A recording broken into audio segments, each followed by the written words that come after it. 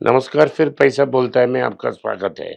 आज शनिवार है, हम हॉट टेक्स करेंगे और आपका सवाल का जवाब मैं दूँगा।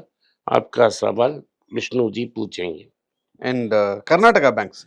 ये उंदा बैंक है, ये कॉफ़ी प्लांटर्स का बैंक है। मैं क्यों ये कॉफ़ी प्लांटर्स का बैंक बोलता हूँ, तो ये बैंक कॉफ़ी प्लांटर्स के लिए शुरू किया था और वो इनका कोर बिज़नेस हुआ करता था। हुँ, इसमें वेरी स्टॉजी ओल्ड बैंक है। बहुत लोगों को लाया, टर्न अराउंड करने के लिए कोशिश किया, पुश किया लेकिन नहीं हो पाया। अभी जो जियो से एक आदमी आए थे, वो भी टर्न अराउंड नहीं कर पाए, उनका टर्म कंप्लीट होने वाला है, नया मैनेजमेंट आएगा। लेकिन मैं इसे इसलिए कंसिडर करता हूँ, एक बुक वैल्यू से बहुत बड़ा डिस्काउंट में है। तो मैंने पहले बार इसको ₹35 में कंसिडर किया था, 70 में कंसिडर किया, लगभग 200 के पास है। लेकिन अभी भी बुक वैल्यू की बहुत बड़ी डिस्काउंट है, अगर कुछ करेक्शन आता है और मुझे बैंक स्टॉक को कंसिडर करना है, तो मैं इसे कंसिडर करूँगा। तंगमइल। तंगम मिल एक इंटरेस्टिंग केस है। हुँ, मैं टाइटन के बारे में बहुत बहुत रिसर्च किया था, सो मुझे टाइट ज्वेलरी बिज़नेस पक्का बिज़नेस था, अंडरस्टैंड किया था मैंने। तंगमइल की ओनर रमेश ने मुझे आए, एक बार गोल्ड मर्चेंट्स के लिए मीटिंग के लिए उन्होंने मुझे निमंत्रण दी कि मैं मदुरै आऊँ और उनकी शोरूम को विज़िट करूँ और उनको एक लेक्चर दूँ। वो कोविड के पहले था। उन्होंने घर आके मुझे न्योता दिया, उस समय उनसे मैंने बातचीत की, लगभग 3 घंटे का बातचीत हो 3-4 घंटे का बातचीत हुआ। उसमें उनका बिज़नेस मॉडल के बारे में मुझे पता लगाया कि उनका बिज़नेस मॉडल ये था कि तमिलनाडु में टायर 3, टायर 4 टाउन्स पे वो शॉप खोलेंगे, जहाँ कोई बड़ा ब्रांड ना हो और वही उनका ब्रांड का स्ट्रेंथ हो गया। उन्होंने मदुरै में शुरू किया और छोटे-छोटे सिटीज़ चेन्नई में तमिलनाडु और केरला बहुत अर्बनाइज़ स्टेट्स हैं। उसमें टायर 3, टायर 4 स्टेट सिटीज़ छोटे-छोटे शहर में उन्होंने या कस्बा में उन्होंने गोल्ड का शॉप शुरू किया और बहुत सक्सेसफुल है।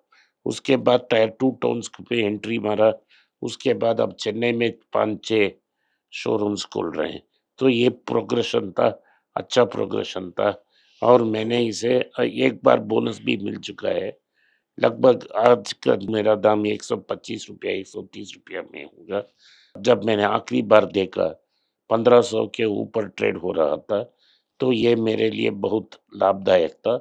आज मैं इसे कंसिडर नहीं कर पाऊँगा, लेकिन एक बहुत अच्छा मौका था मुझे मिला। कोविड के बाद भी एक बार डीप करेक्शन हुआ, तो मैंने उसको कंसिडर किया। 4 भाई यहाँ ये कंपनी चलाते हैं और टोटल होल्डिंग बिटवीन 60 एंड 70% होती है। Okay. Sir, why is TCS in your पटाका list? Because seems to be too costly. वहीं भी मैंने 2008 में पहले बार इसको कंसिडर किया था। हुँ, 2008 में मैंने अभी जो एक बार बोनस भी मिल गया, तो मैंने ₹63 में इसको कंसिडर किया। जब मैंने आखिरी बार देखा अभी करेक्ट हुआ है, 3500 के आसपास था। एक ज़माने में ऐसा हुआ बहुत बायबैक्स अनाउंस हो रहे थे और एक बड़ा डीप रिसेशन आया था कोविड के समय के आसपास। मैंने 1500-1800 में इस बार एक बार देखा था, तब मैंने कंसिडर किया। पिछले 1 साल में इसको कंसिडर नहीं करता हूँ। अब डीप करेक्शन हुआ है, फिर भी अभी तक 25 टाइम्स अर्निंग्स के ऊपर होगा। अगर ये 15 टाइम्स अर्निंग्स में मिलता है एक डीप क्राइसिस, मैं एक्सपेक्ट कर रहा हूँ कि उस क्राइसिस होगा, क्योंकि वो लोगों को ऐड नहीं कर रहे हैं। पहले बार डिविडेंड उन्होंने कम दी है, पिछली डिविडेंड से कम डिविडेंड दी है। ये का जो शैडो है टीवी टीसीएस में पड़ गया है, तो कुछ दिन के लिए मैं इसे अवॉइड करूँगा। हुँ, हुँ, मुझे डायरेक्शन चाहिए। अमेरिका में ट्रम्प ने wrecking बॉल से भी इसको यू हुँ, इकोनॉमी को डिस्ट्रॉय कर रहे हैं। हुँ, तो इन सबको इफ़ेक्ट टीसीएस पे ज़रूर पड़ेगा और इसको सीधा होने में 1-2 साल होगा। इस इन बीच अगर ये अच्छा वैल्यूएशन में मिला, तो मैं इसको कंसिडर करूँगा।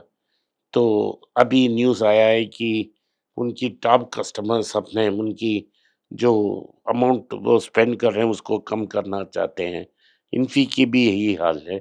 इन्फी को मैंने जब क्राइसिस हुआ, सलील परेख ने टेक ओवर किया और एक क्राइसिस हुआ, उस समय मैंने इसको 600 में रिकमेंड किया था और मैंने भी कंसिडर किया, उसके पहले भी था मेरे पास। अभी भी ये 20-22 टाइम्स अर्निंग्स है, लेकिन मैं एक सब्सटेंशियल करेक्शन के लिए वेट कर रहा हूँ। मेरा ये ख्याल है कि जब प्रेशर आएगा, तो इसमें इसको बेचेंगे लोग, 15 टाइम्स अर्निंग्स में आएगा और मैं स्वूप करके जैसा मैं रेड्डी और नैटको को आज कंसिडर करता हूँ, वैसा ही एक दिन आएगा जब ये अच्छा वैल्यूएशन में मिलेगा, उसके लिए मैं पेशेंटली वेट करूँगा। Okay. And Tata Power, sir. Tata power बुंदा कंपनी है, मेरे पास है, Hmm. लेकिन मैंने बहुत सालों पहले ली थी 2008-9 में। लेकिन आज इसको कंसिडर करना नामुमकिन है क्योंकि 2-3 चीज़ें हैं। ये एक एक ग्रीन एनर्जी के कारण इतना वैल्यूएशन है।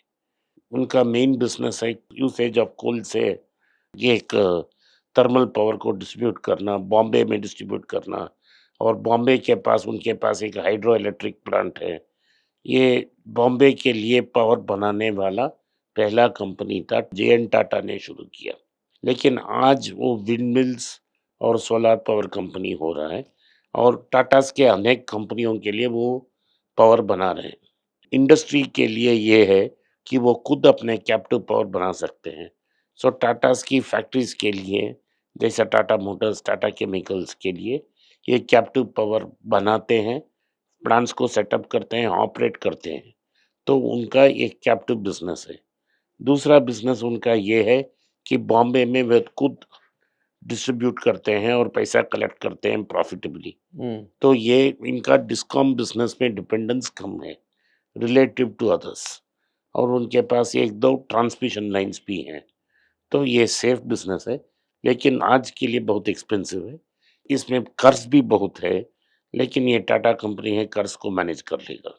अमर राजा बैटरीज़ मैंने बहुत साल वेट कर लिया था। Hmm. उसका एडवर्टाइजिंग स्ट्रैटेजी ब्रिलियंट था, लेकिन ये बहुत एक्सपेंसिव होता था। लेकिन ये उसका कॉम्पिटिटर एक्साइड बहुत चीप ही मिलता था, 120, 100